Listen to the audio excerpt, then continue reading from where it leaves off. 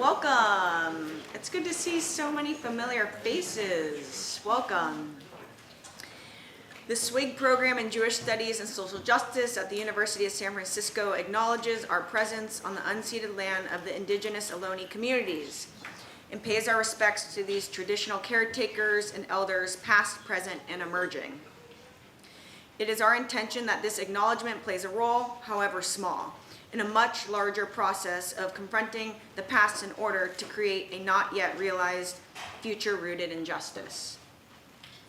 Welcome everyone to the first event of the USF SWIG program in Jewish Studies Social Justice event for the spring semester. You made it. My name is Rabbi Chel Mandel and I direct the Jedi program and I teach in the JSSJ program. I want to begin by thanking the SWIG JSSJ faculty and staff for their hard work in making this event happen. Thank you. I'd like to take a brief moment and tell you about the SWIG program in Jewish Studies and Social Justice. If you're just coming in, welcome. There's spots in the front. Lucky you. They're all up here. Come on up. I'd like to take a moment to tell you a bit about the history of the SWIG program in Jewish Studies and Social Justice. Founded in 1977, our program is the first Jewish Studies chair or program at a Catholic university anywhere in the world. In 2008, we were reestablished as a SWIG program in Jewish Studies and Social Justice, the first academic program worldwide to formally link Jewish Studies and Social Justice.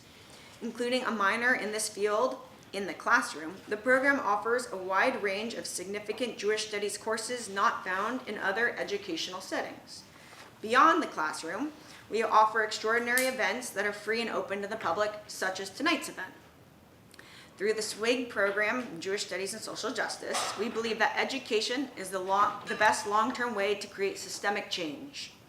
Whether one has time to take a semester-long course or a mere few hours to hear from a single speaker, education is fundamental to making our world better, paramount in shining the spotlight on the margins, on oppressed communities who are mistreated merely because their race, ethnicity, religion, gender, sexual orientation, or another social identity altogether. Tonight, we will learn about the Holocaust LGBTQI+ individuals. Individuals occupied many roles: victims, survivors, perpetrators, and bystanders. Yet their histories have long remained marginalized, shaped by post-war politics and enduring queerphobia. Today, we welcome back former JSSJ faculty member Alexis Herr, author of LGBTQI Persecution and the Holocaust, who will illuminate these often overlooked queer experiences. Dr. Alexis Herr is a scholar and educator dedicated to studying and preventing genocide and mass atrocity through research and education. She earned her doctorate in Holocaust history from the Strassler Center for Holocaust and Genocide Studies at Clark University and has taught at universities on both U.S. coasts. Herr co-founded and directs the Cambodian Genocide Resource Center. Her work has received major fellowships and awards, and she has authored and edited several books on the Holocaust: Rwanda, Sudan, and LGBTQI Persecution, Advancing Public Understanding of Genocide, Human Rights, and Historical Memory Worldwide Across Diverse Communities and Educational Settings Globally. Following her keynote, she will join Holocaust and Genocide Studies Professor Juddson Taube in conversation about her new book. Juddson Taube is our adjunct professor of Jewish Studies and Social Justice at USF and holds a PhD in education from Stanford University. His research focuses on equities and challenges in the K-12 public education systems in the US. Welcome. And I invite you up to start us off. Thank you all for being here. And I'll just say, after the talk or during, I will start to pass out note cards for questions. So you can write your questions and we'll collect them for a Q&A that will follow. Is this on? Yeah. Oh, okay. There you go. Okay. I'll put this here. Great.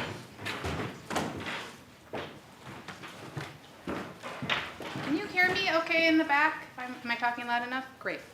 Okay, so first of all, thank you, Chel, Judd, Aaron, everyone in JSSJ for having me here. It is wonderful to be back on campus. And I am incredibly grateful for the opportunity to talk with you all about this book. This is a weird book in some ways. It's an encyclopedia, which means that it was written for people to try to get a better understanding of a big picture concept. And in this case, it's about LGBTQI plus experiences of the Holocaust as victims, perpetrators, bystanders, witnesses, everything in between.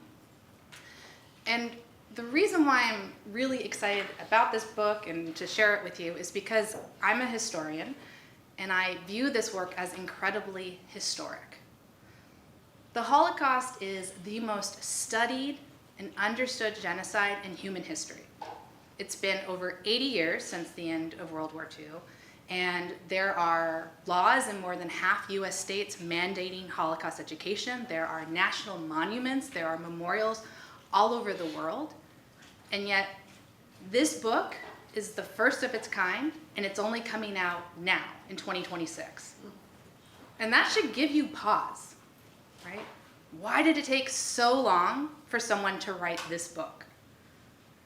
Now, in order to tell you about this history, we have to include this perspective, that it took way too long for someone to write a book like this. And in order to help us understand the significance of that, there are two key questions that I'm going to focus on today in my talk. The first is, why does the history of LGBTQI plus people during the Holocaust still matter today? Okay, it took 80 years to write this history. Do we need it? Right? What's the relevance of this today? Why should we recognize it? What's the ongoing impact, if any, of this history in your lives and mine? The second question is, what price might humanity pay if we forget this history? What is the consequence of this erasure? What is the moral, social, and political cost of not knowing? To get us started on answering these very big questions, I want to start with a very important fact. The first is that the legal attack on LGBTQI plus persons in Germany did not start or end with the Nazi regime. So the Nazi period is short. It's 1933 to 1945. And when scholars first started to even talk about this, which in the US was in the early 2000s, they focused on just the Nazi period, okay? Because they were treating it like the Holocaust of the Jews. But the reality is the persecution was much bigger, okay? The laws that were enacted, that were used during the Nazi era to send about 10,000 to 15,000 gay men to their deaths existed before the Nazis came into power. In fact, this law is called Paragraph 175. And when Germany was founded as a modern state in 1871, it was in the criminal code. It was considered an immoral act, and essentially it meant sodomy.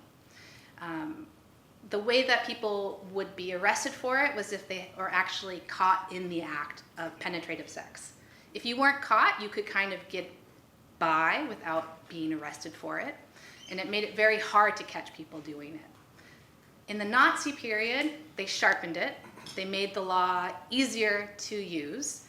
Any type of act could be viewed as immoral and therefore offensive and arrestable. And after the Holocaust ends, West Germany keeps the law on the books. The Nazi law stays on the books until it's fully repealed in 1994.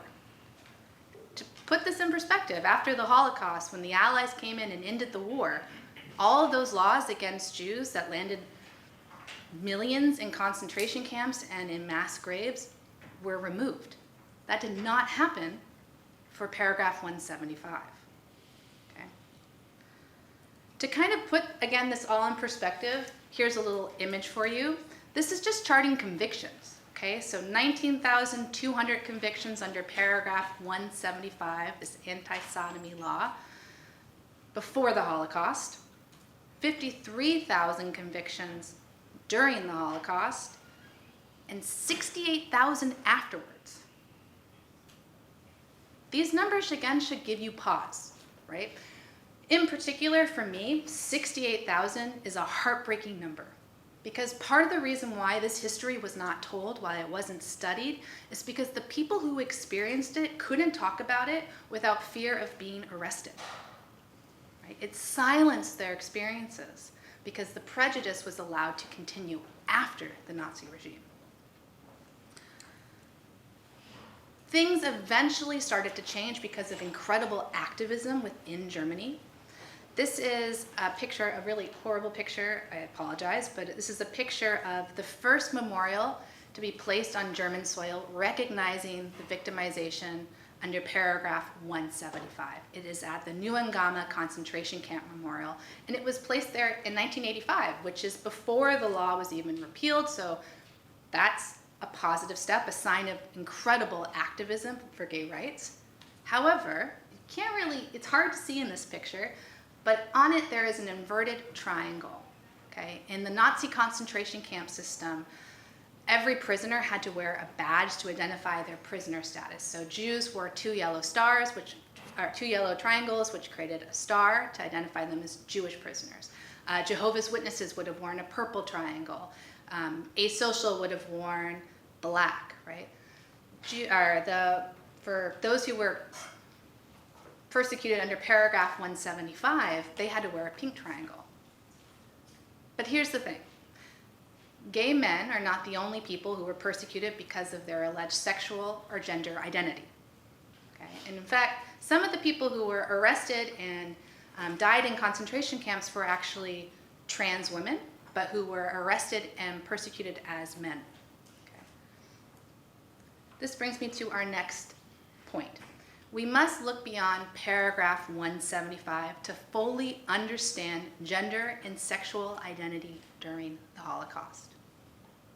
Lesbians were also arrested. They were put in concentration camps, but we just don't have as much data on them. It does not mean that they were not persecuted because of their alleged sexual or gender identity. And I say alleged because the materials that we have that identify people under these descriptors, and this includes gay men, they might not have self-identified as this. This is how they were perceived and persecuted. So there's a lot more nuance there.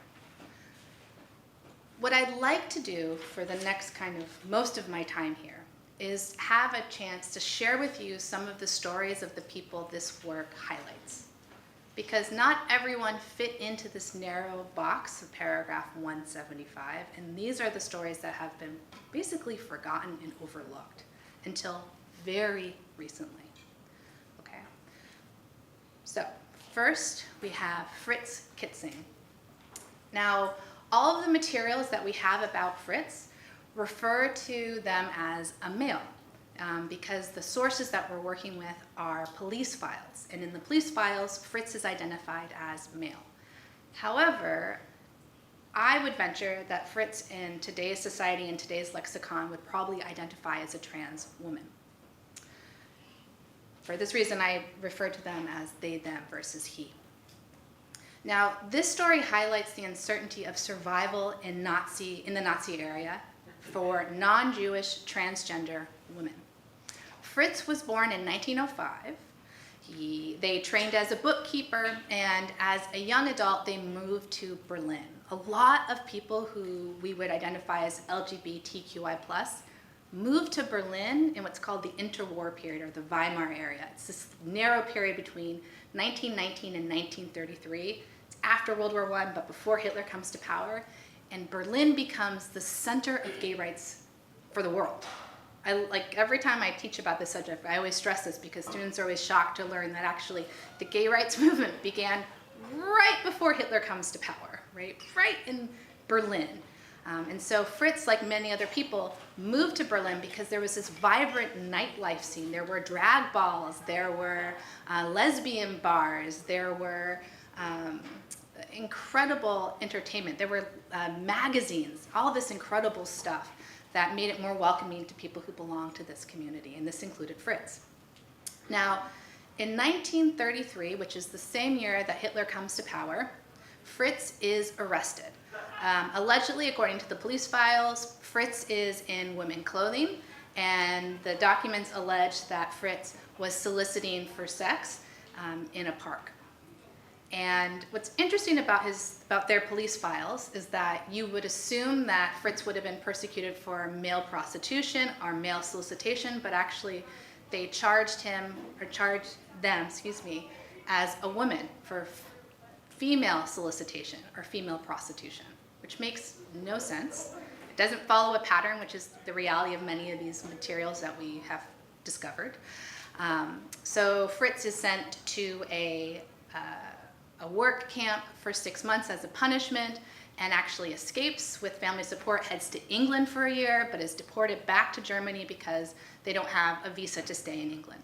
They are now back in Germany, and they are arrested again, this time for allegedly making advances on a Nazi police officer in civilian clothing. Now, during the interrogation of this, Fritz admits that they are, quote, homosexual. I'm not sure why, but that's the word that they use. But they release him, the police release him, which is very interesting. The next time they get arrested is a year later.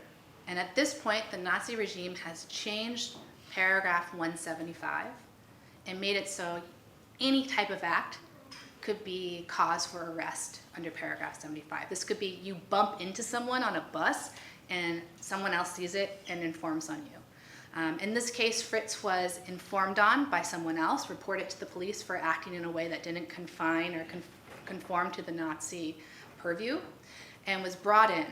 Now, these are the mugshots from this arrest in 1936, which were unearthed in research by Jennifer Evans and Alyssa Mailander. These photos are remarkable. You can kind of get a close-up of Fritz's face here, but in these ones you get a better picture of what is happening.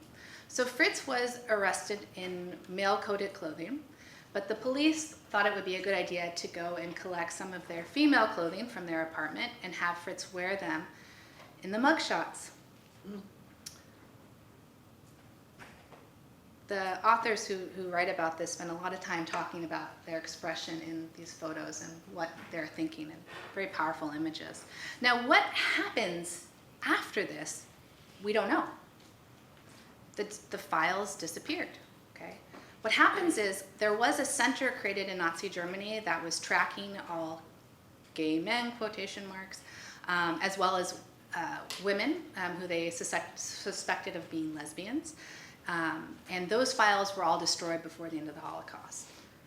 Now, scholars debate what happened. Some scholars believe that they were sent to a concentration camp and then were released and then drafted into the German army, served in the army for the Nazis, and then after the war lived a normal life. Another scholar believes that they likely died in a concentration camp, but we don't know. We don't have the answers to many of these stories. A story that we know more about that is also incredibly interesting is that of Charlotte von Mahlsdorf. Now, Charlotte, this story is a very interesting one. I have included her memoir here, I Am My Own Wife. Highly recommend it if you're interested in reading about it. It's fascinating. As a young girl, or as a young child, I should say, Charlotte knew she was a woman, even though she was born genetically or as a male, you could say, according to how her birth certificate read. But she knew she was a woman from a very young age. And this was hard for her. Her father was very abusive. If he ever found her wearing female clothing, he would beat her and say, "You cannot do this. You are going to be a soldier," which is very much the male-coded gender of that time. When Charlotte was 5, Hitler comes to power. And from the outside, she appears as a boy. She is forced to join the Hitler Youth. This is a picture. The Hitler Youth were the children organizations and groups that were created by the Nazi regime to try to basically train young boys and eventually young girls to be future soldiers and future breeders for the regime. It was a propaganda whirlwind. So we have Charlotte, who at this point is still presenting as male, but is transgender and is a member of the Hitler Youth, which we never would ever talk about in normal cadence of this history. She is beat in 1942 when she refuses to wear the Hitler Youth jacket to school. In 1944, she is living outside of Berlin with her mother. Her father, on the other hand, is still back in Berlin. He has had great success, this great abusive man, has had great success in the Nazi regime. He quickly rose through the ranks and is a party leader. In 1944, Charlotte is living with her mom, and she gets a note saying that the family needs to return to Berlin to ready their Berlin home for German soldiers who have been displaced. Their homes have been bombed out during the war. So Charlotte returns home, and she's about 15 at this point, and she finds her father there. Her father is furious. He blames Charlotte for all the problems in his marriage, and he beats her, and he tells her that if she doesn't side with him and come live with him, that he's going to murder her and throw her body into a pile of shit, and says that he is going to hunt down and kill her mother. So that night, Charlotte finds a great huge ladle that is used for making cake dough, and she walks into his bedroom and she beats him to death and murders him. Police arrest her, and as part of this arrest, the court wants to figure out why she did this, right? And so she's ordered to speak to a psychiatrist. She was very lucky because she had a good lawyer. Her lawyer said, be very careful what you say to this psychiatrist. This is very much tongue-in-cheek of don't reveal who you really are, right? Now, this was great advice because the psychiatrist was a man named Robert Rittner, who was a fervent Nazi. He played a key role in the persecution and medical experimentation on the Roma Sinti. So ultimately what happens is she gets this good advice. She spends 4 weeks in a psych ward. She is brought to trial, and she is given a 4-year sentence as a juvenile and as a so-called antisocial. Okay? But the war ends in April 1945, and she is released.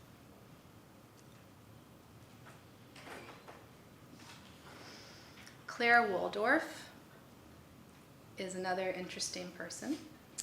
She came from a very big family. She was the 11th of 16 children. I cannot imagine having a family that big. And she went to school hoping to pursue medicine, but she dropped out at a young age because she had caught that acting bug. She wanted to be a cabaret artist. So she moved to Berlin. She cuts her bright red hair short into a bob, and she becomes quite famous as a singer and cabaret performer, particularly during the Weimar era, right, this interwar era. And it's no secret that she is a lesbian. She has a longtime partner whose name is Olga von Roeder. She was constantly seen at the lesbian hotspots, all the popular bars. When she would perform, she would often do a lot of tongue-in-cheek that would hint at her sexual identity. If there was a song about women needing a man or being dependent on a man, she'd always kind of play with it and make it funny. She was arrested for alleged immorality a couple times during the Weimar era, but nothing stuck. She kept performing. But this changed in 1933 when Hitler came to power. All of this queer space that had flourished in Berlin was shut down. Here's a good example of this. So on your right, you see a picture of what was called El Dorado, which was one of the most famous gay bars at this time. You can see there's a sign in front of it that says, Hier ist Recht, which means here it is right. It is right to be gay, it is okay to be gay or queer. Okay. In 1933, it is shut down by the Nazi Party, and there's a big poster hanging now where it used to say Hier ist Recht, which is a slogan for the campaigns for Hitler that's telling people to vote for his party in 1933. You have the swastika on the windows, right? Everything is shut down. Now, Claire chose to do what she could, which meant be silent. or face persecution. There was, as I mentioned, a center that had been created to track lesbians as well as gay men and people we would identify as transgender. She was certainly among those individuals because she was out, you could say. So she stayed silent. In fact, she was so silent that in 1935 there was a rumor that she had been arrested and committed suicide in captivity. She, in response, with her typical humor, responded by posting an op-ed saying that she was just on vacation. She managed to avoid arrest by towing the line, which was something that non-Jewish lesbians could sometimes do or get away with. She lived outside of the big city. She didn't make a stir. Survived World War II. Afterwards, continued to be a cabaret singer, didn't have as much success, but was able to live. Richard Gruen is another really important person in this history. Richard was an incredible artist, something that showed up very early in their life. Now, much like some of the other people I mentioned, he too moved to Berlin when he was 29 years old in the hopes of living more freely as a gay man. However, he arrived in February 1933. Hitler had come to power in January, so all of this kind of energy that he was hoping to be part of was now being suffocated by the Nazi regime. But it didn't stop him. In 1934, he organized a party at his apartment, which invited a lot of the other queer artists who were in Berlin at that time. Unfortunately, there was a woman, actually she was a princess, her name was Ellen Zude Bethheim, and she attended this party as well. And she ended up informing, she was an incredible informant for the police, on everyone who had attended, which resulted in Richard's arrest. During his interrogation by police, he admits to being a homosexual. And for the next decade, he is in and out of concentration camps and prisons and labor sites. The initial arrest was under the old version of paragraph 175. And by the time he had served his sentence, the new version was in effect.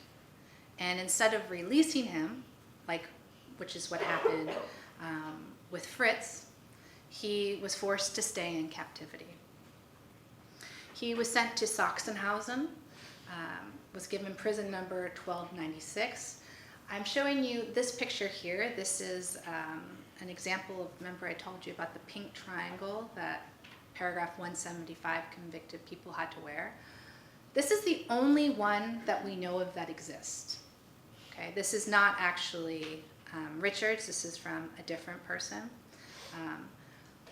But he had to wear something like this, and it had to be attached to his prison uniform like the one you see here as well.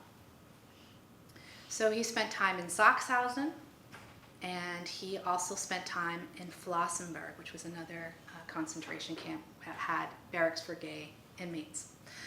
At Flossenburg, he was assigned to something called the Artists-Kommando, which was a group created by the guards there of well-known artists to create personal art for the guards. He managed to survive a death march. 76% were not so lucky. The reason why he is so important to this history is because of his art. We don't have images of what life was like inside the concentration camp for gay men, except for the ones that he created. He returned home and started to create lithographs. They all depict scenes like this of prisoners. In 1947, he published a limited edition portfolio of his work entitled Passion of the 20th Century that gave a terrifying look into the experiences of pink triangle wearers in Sachsenhausen and Flossenburg. But as you may remember, paragraph 175 was still on the books after the Holocaust. He was arrested in 1948 for, again, allegedly violating paragraph 175. In the 1950s, he moved to Spain for some time. He returned back to Germany following financial troubles in 1962 and lived out the rest of his life. Frida Belafonte is another incredible person. She was what you would consider a half-Jew. Her mom was Christian, her dad was Jewish. They were not a religious family, though. When asked about what her religious creed was, she said it was music.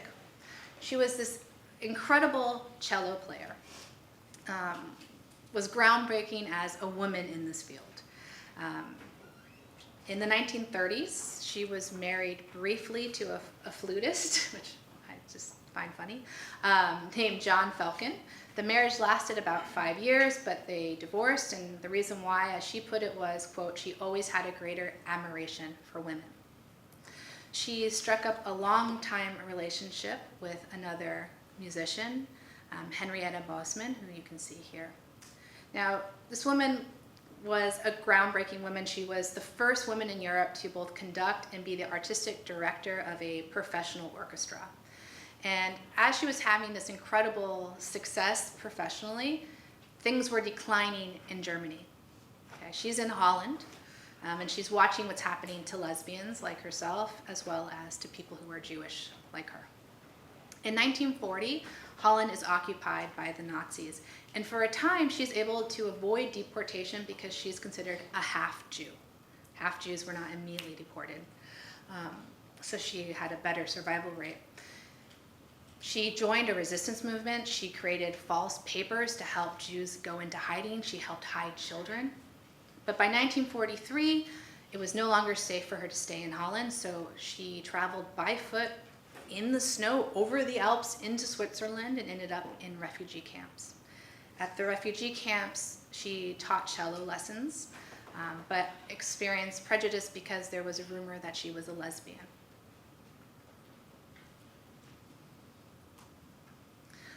I find this picture of her really powerful. I mentioned that she had joined the resistance.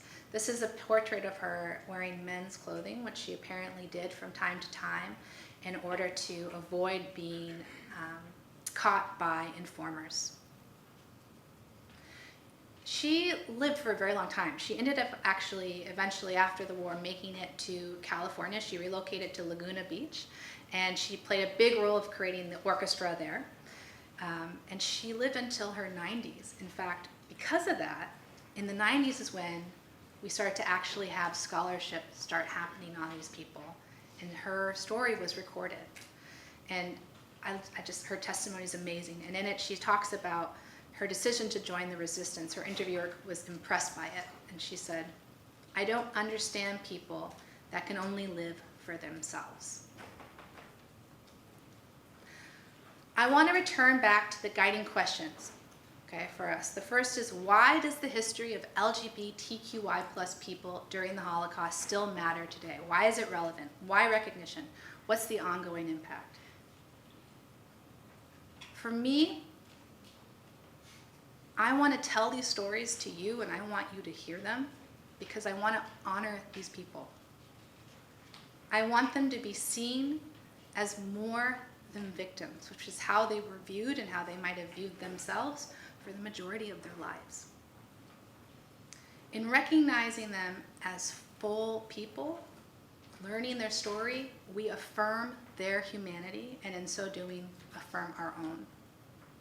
There is so much distraction in the world and failure to recognize the humanity of others, which leads us to treat others without dignity. We can change this. The next question is, what price might humanity pay if we forget this history? What are the consequences of this erasure, the moral, social, and political costs of this ignorance? There are many ways I could answer this. I'm going to do it with this. This is a chart of anti-trans bills that have been introduced in the United States between 2021 and 2025. You will notice they continue to grow in that each year more are passed. Okay. For example, last year, 1,022 bills, anti-trans bills, were introduced in the US. 126 of them passed. Currently, we have 690 bills as of February 2026.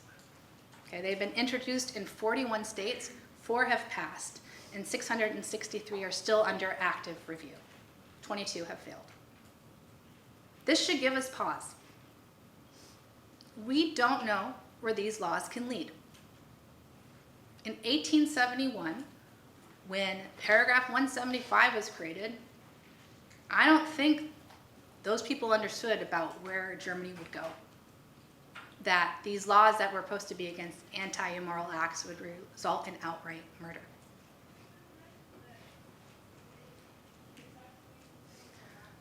To end, I want to encourage you to think about what is missing from history, because sometimes that's part of the bigger issue, right? That is part of the story. Thank you.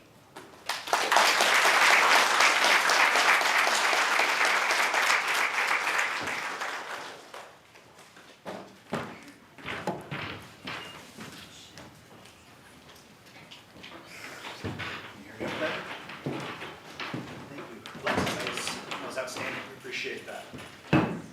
My name is Professor Taube. I teach Holocaust and Genocide. It's a course I inherited from Dr. Herr, who's supremely generous with her intellectual pursuits in the subject. I'm an education scholar. I'm not a genocide scholar, but I'm certainly feeling, because of your support, like I belong and like I have stuff to contribute. So I want to thank you for that before we begin. I want to talk about why an encyclopedia. What is the affordance of this format? I think I'm getting the sense of it just by this backdrop of these pictures, but I want to hear you talk about why this is the work that you wanted to do now. A lot of academia on the Holocaust is written for academics, not for people in the audience, right? And that's a problem. There is scholarship on LGBTQI plus people, but a lot of it is written in a way that is not digestible for younger learners. So this encyclopedia, this format, I wanted to do this because I wanted to write a history that was accessible, that it was about people and about a bigger picture instead of just what are the archives. I want this history to be used. And I flipped through the book and been listening to it avidly, driving back and forth. And the format of having everyone's last name is so rich, so every time I come to a new section, I have the opportunity to learn about a new person. And for me, that's been remarkably accessible, because every single time I can step into a new story. One of the things that we've talked about in preparation of your talk today is that this book probably doesn't work or even exist as early as 10 years ago. Can you talk about what was the challenge putting this work together academically, culturally, or just even this format? Why is it that suddenly now this work is possible? It is because of teamwork.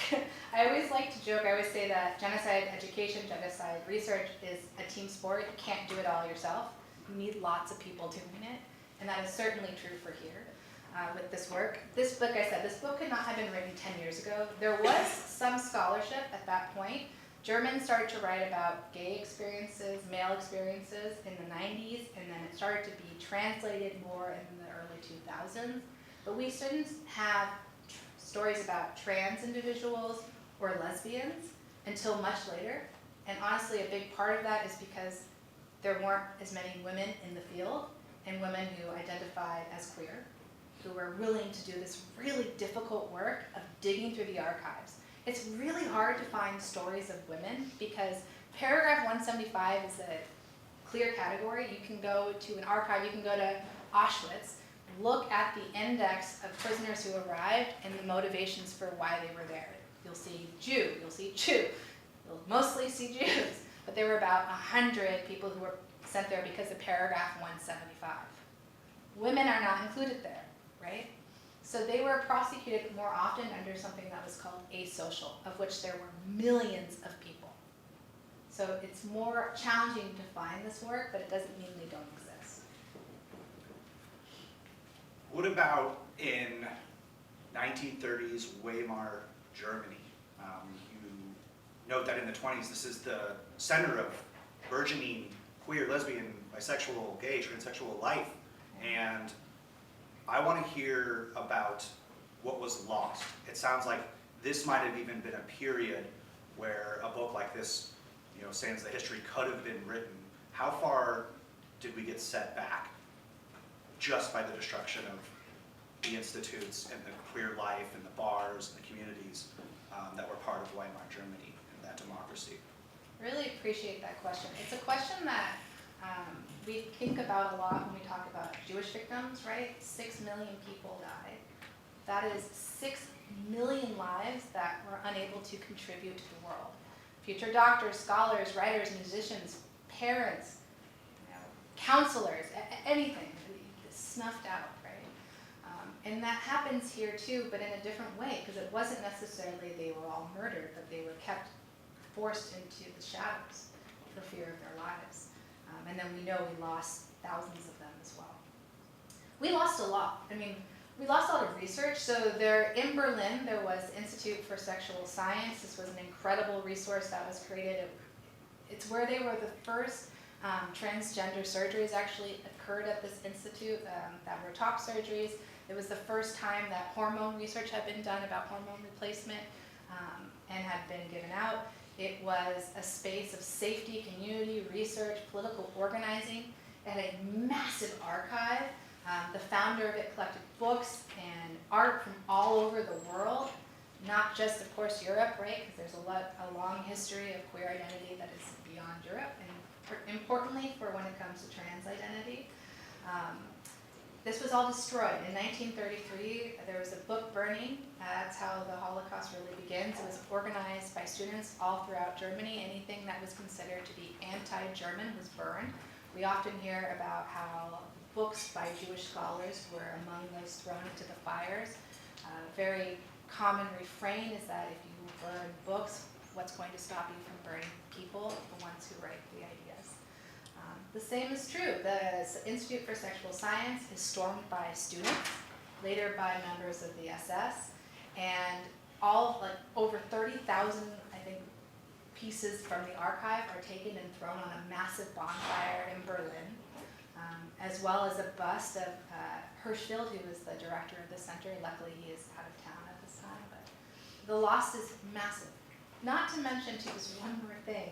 I could go on forever. No, but one thing that is nuts is that right before Hitler comes to power, the gay rights movement had almost succeeded in repealing paragraph 175.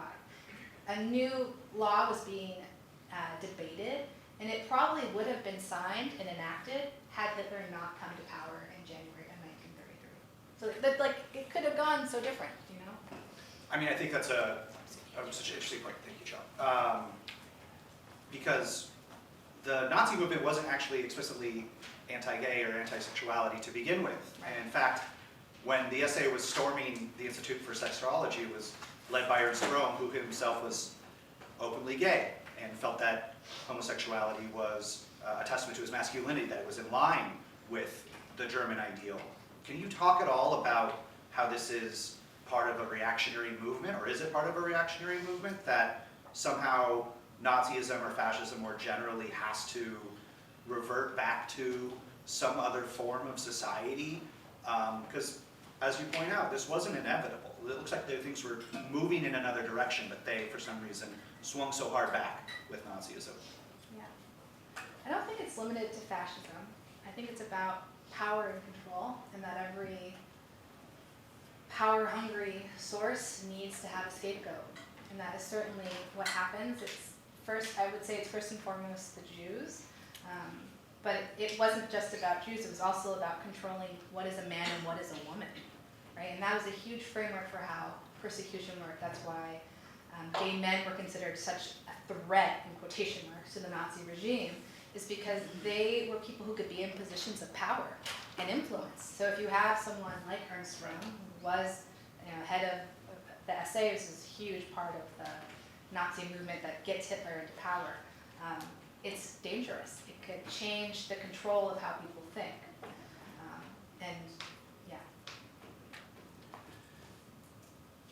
How did Nazi propaganda fulfill that mechanism?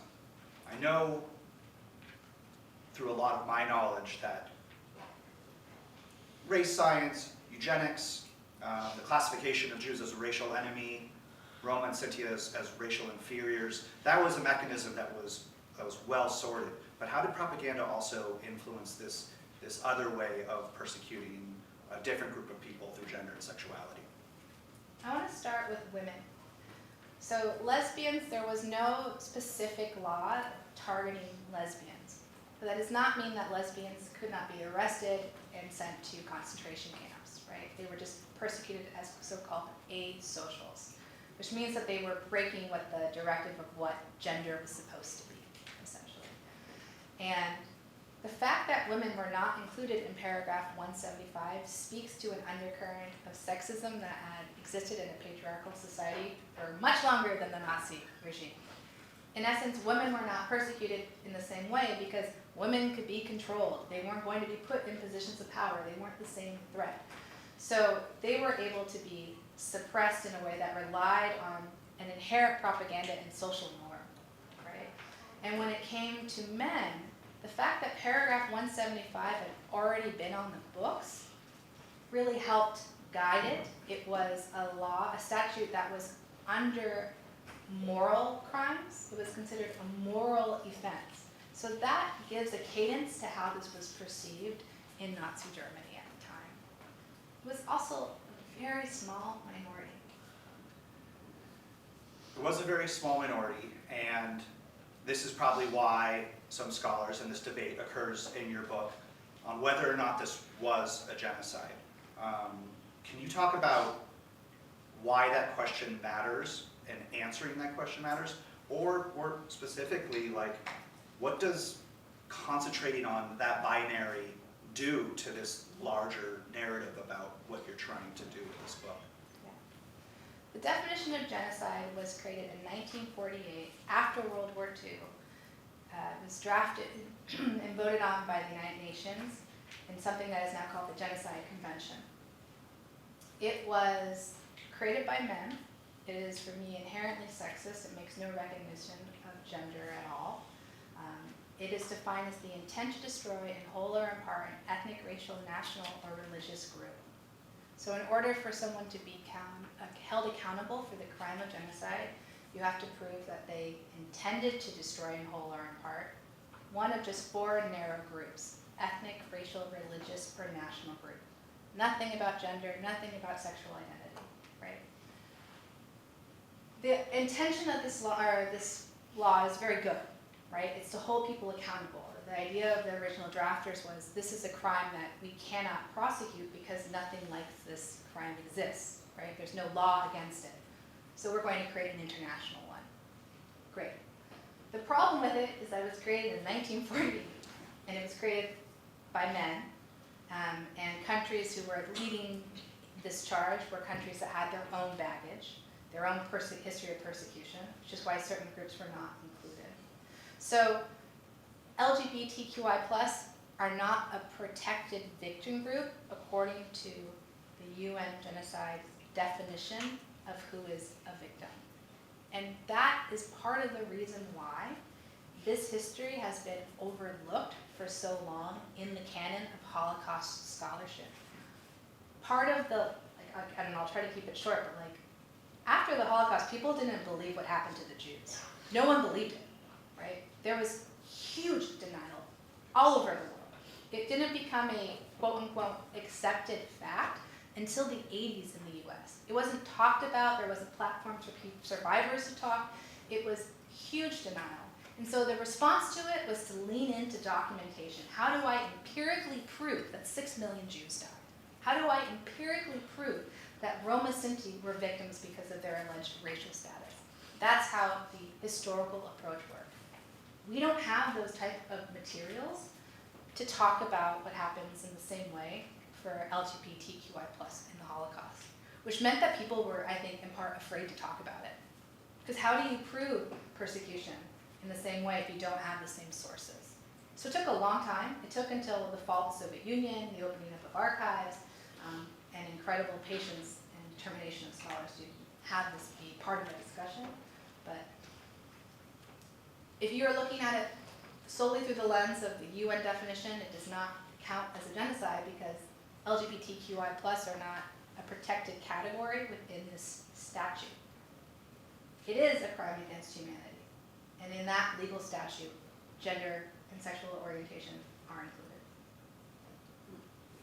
There's a bunch of really great questions here from the audience I want to get to. And they harken back to a question that I had just discussed with you, because I am thinking about moving more towards Holocaust and genocide-based teaching for my career. I'm so sorry. And I want to ask, how do you do it, right? We joke and we laugh, and that's important to do. I think that's probably part of it. But at the same time, you've been steeped in this work for a very long time. You've written multiple reference works on genocide. You've taught this course that I'm now teaching for 5 years, I believe. You are now the director of the Cambodian Genocide Research Center. This is work that has become such an important part of your life. But how do you, in the wake of studying the worst things that people do to one another, find hope, find promise, find a vision for the future? What is it that you can tell me, that you can tell these students, people gathered here today, that can say, like, this is something that's worthwhile, and this is something that needs to be done? I don't know if I have a compelling answer for that, to be honest, because it is horrible work. It is incredibly depressing to do this work. And I do it not because I think I have profound hope for the future, but I have deep attachment to those who have experienced it. I remember when I was young and I first learned about the Holocaust. I grew up in Washington State. I don't think there was legislation yet to teach about the Holocaust, but my only exposure to it was one picture in a history book in 10th grade of a pile of dead bodies that were discovered at Auschwitz. That was my only introduction to it. And I remember seeing this and being like, what the hell is this? We didn't talk about it. We went on to the rest of World War II history. I was at a private Catholic school, so I don't know if this has anything to do with it. But in any case, who are these people? There was no mention of who they were, their names, nothing. It just said a pile of dead bodies at Auschwitz, and that horrified me. And the longer that I've done this work, the more I feel attached to the people who experienced it and wanting to help them in any way. And the reality is I can't.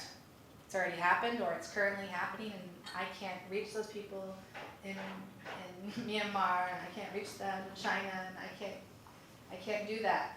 But what I can do is honor them and their experiences, and that is the work that I've chosen to do. It's stories I can't walk away from, and it's important to me. I don't know how else to explain that. Yeah. Why do you do what you do? I mean, Yeah, we're done.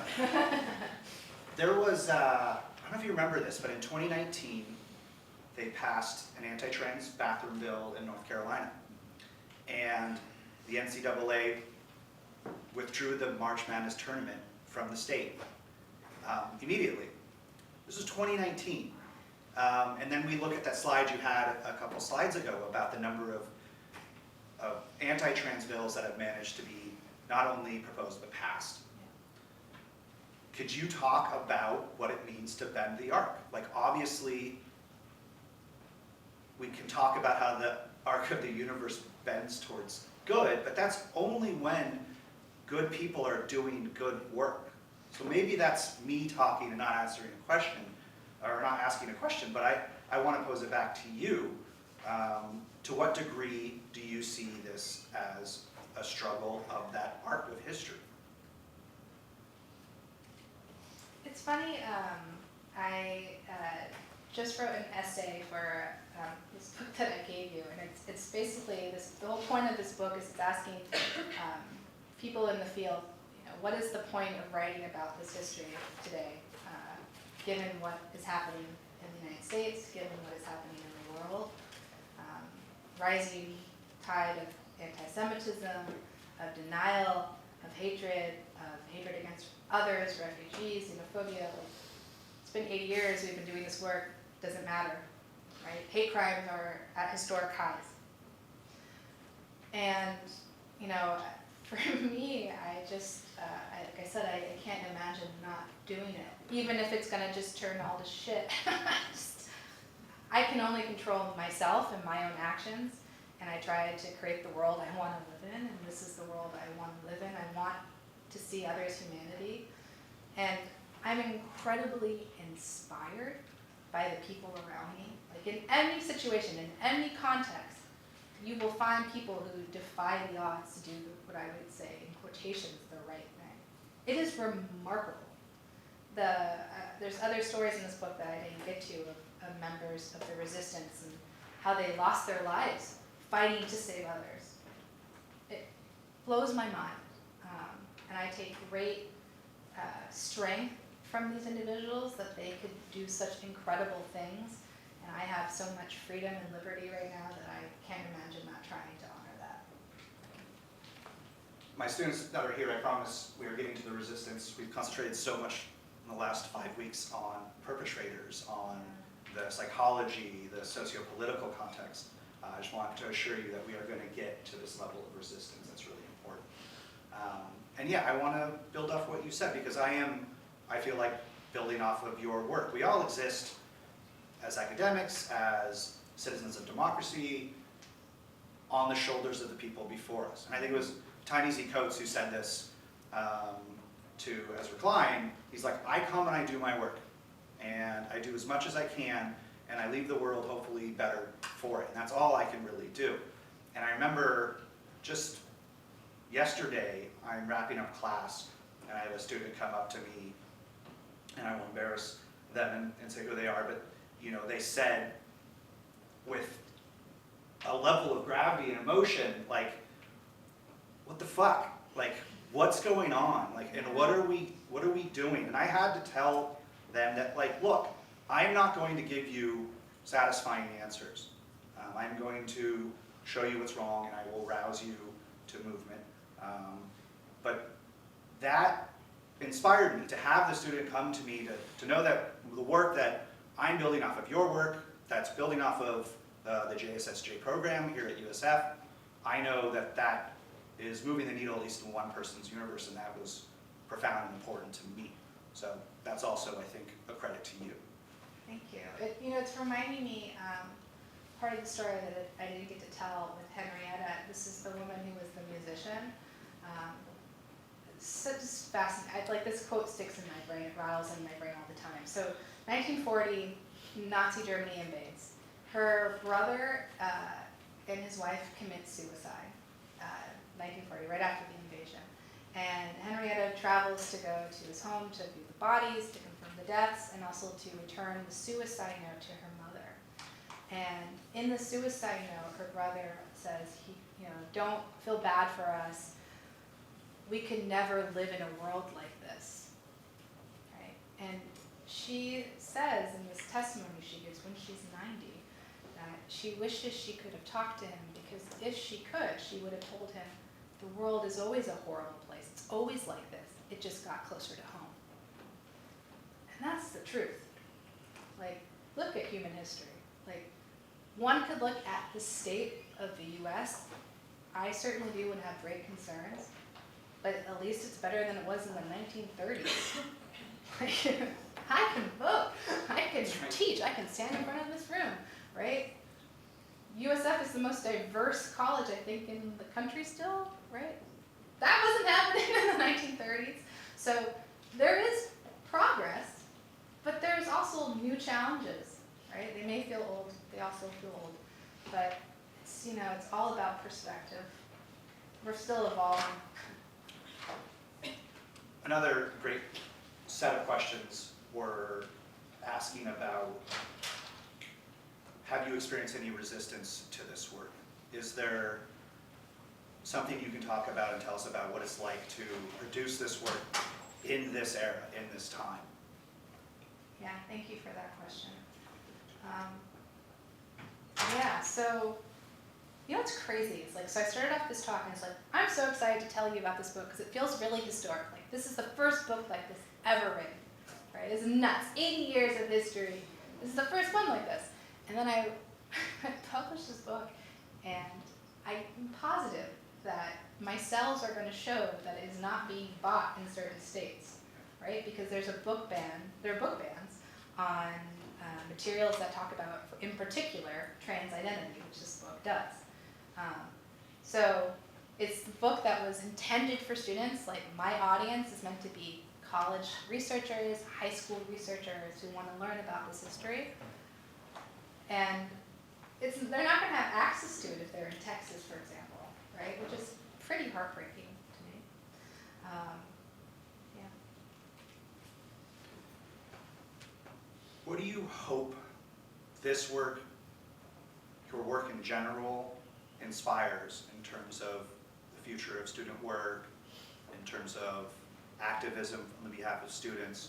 What do you see in an ideal world this book having an effect? What would that be?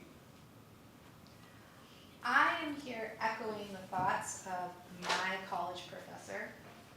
When I was in college, I went to a school. I went to Claremont McKenna College in Southern California. It had a department, one of the first in the nation, that focused on Holocaust and genocide studies. At the time, it was just Holocaust studies. Now it's Holocaust and genocide studies.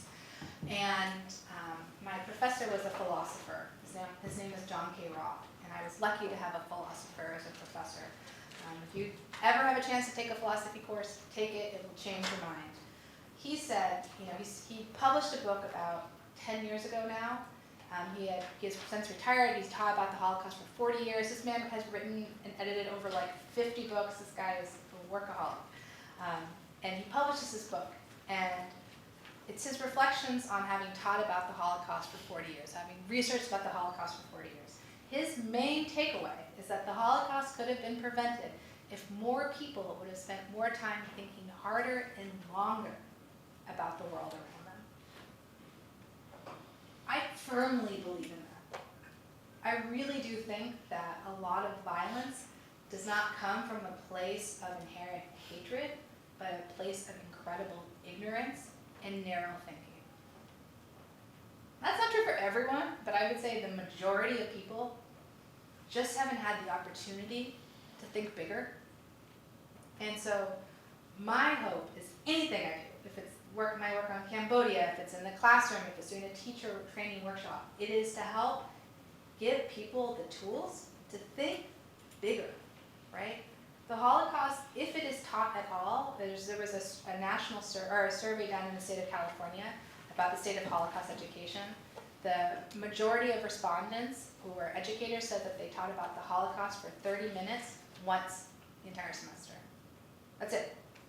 That is, and only 25% of respondents teach about the Holocaust.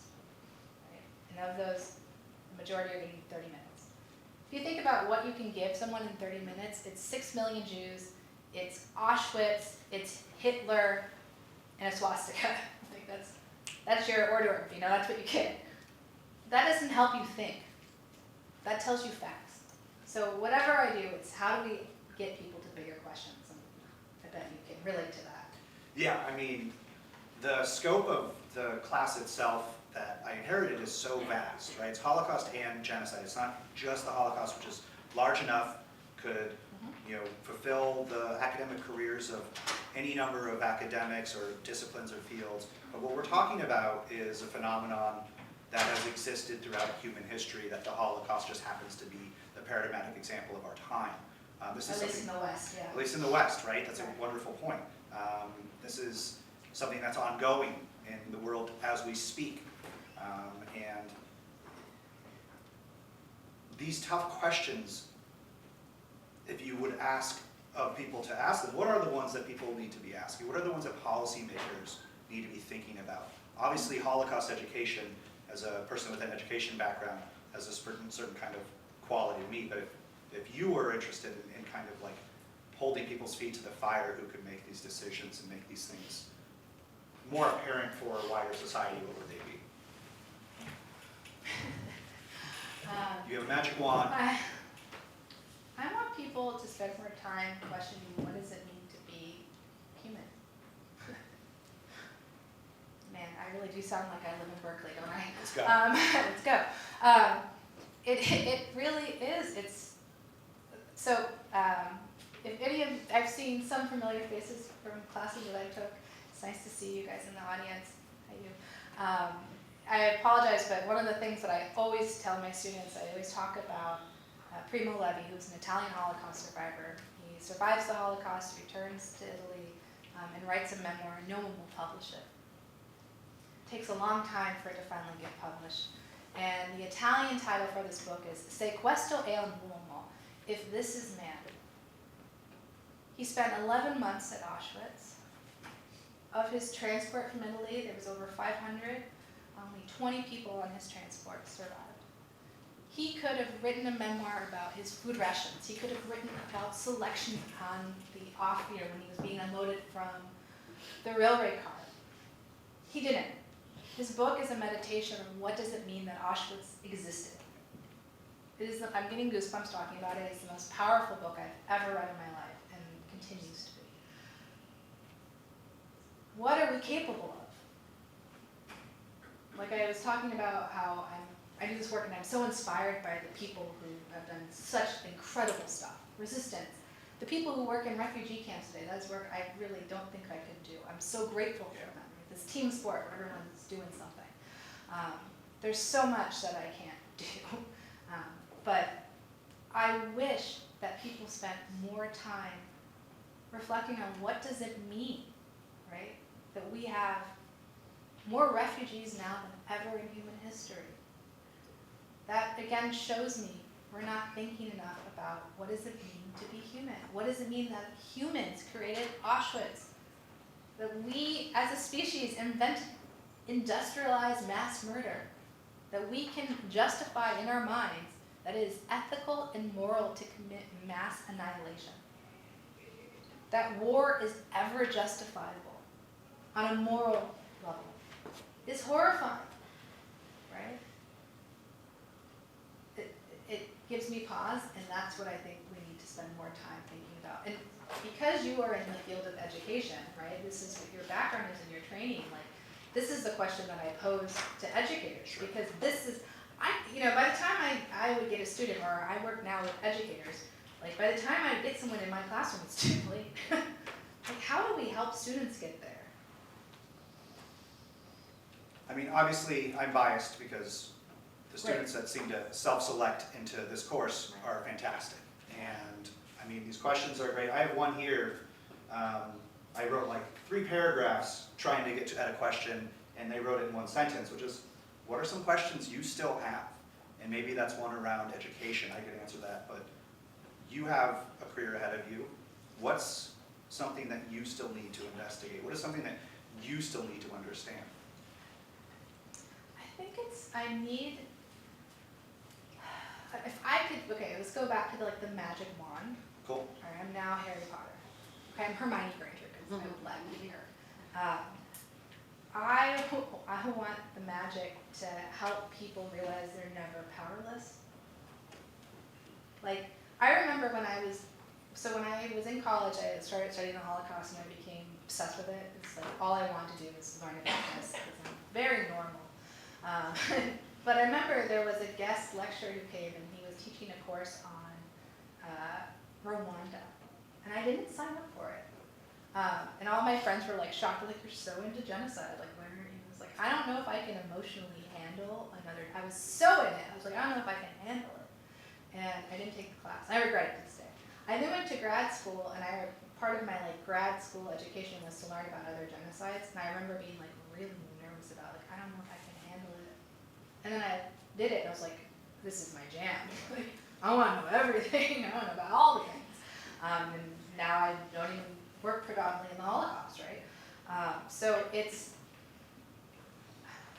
the opportunity to realize your potential is so powerful. And I say this to my students all the time, don't try to tackle the whole thing. It's not up to you. It's not up to you to end the genocide right now against the Uyghurs in China. I can't do it. I don't think any of you can. I'm so sorry, right? But that doesn't mean you don't do anything. There are a million ways to be conscious in your actions. In terms of the Uyghur genocide, for example, one of those things has to do with cotton production. There's over 1 million Uyghurs who are Muslim living in China, who are ancient to this nation, who have been put into internment camps and forced to change their culture and identity. And they also are responsible for 80% of all cotton production in the world. So up until very recently, if you were shopping at Target and you bought a t-shirt, or for me, a baby onesie, because my child spit on his or something, which happens all the time. Anyway, sorry, I'm just so happy that's over. But so, you know, you go and you buy whatever from Target, like that was 100% made with slave labor. Right. So all I had to do as an individual was realize that I had the agency to not shop from Target when I could, right? Still bought diapers there when I needed them or something, right? But like to the best of my ability, try to act with intentionality, right? And this became a movement. The more people learned about this, there was legislation enacted that resulted in sanctions against certain leaders in China, as well as any cotton production that was coming out of the Xinjiang region, right? So you never know where one action can lead. Stop trying to solve every problem. Start with what is in front of you and what you can do, and you'd be surprised of what can melt, what can grow. One more question. You still retain the magic wand. You can put I have $1 million. You can put a book, you can put a film, you can put some work in the hands of everyone in this audience. What is it that you would wave your wand and have us consume tomorrow? Cool question. Is that a student question? I stole it from Waitman. That's what he does in his podcast. Oh, wait a minute. Oh, okay, that's good to know. I'm thinking about that. It could be two, if Yeah. you're. I don't know. I'm not convinced people will read them. So if I Yeah, give but it to you you, have will they magic read? wand. You give them water, will they drink? Huh? You axio it, I think that's the right spell. Yeah, he gets it. He knows. Okay, right now at the forefront of my mind, I would have people read Survival in Auschwitz. This is the Sequestro in Uomo. It's the English translation version. For me, it changed my life forever. I cannot view the world the same after having read Primo Levi, particularly because there's a poem in the introduction to that book. It's called Shema, and it asks, you know, is this man, is the person you see who's in the mud, who's struggling to survive, is this man? And the answer is, it could be you, so it better be, right? So there's that book, and then the other one is, and the title now is escaping me. It's a memoir I just read. It's by a Cambodian genocide survivor who lives here in the Bay Area.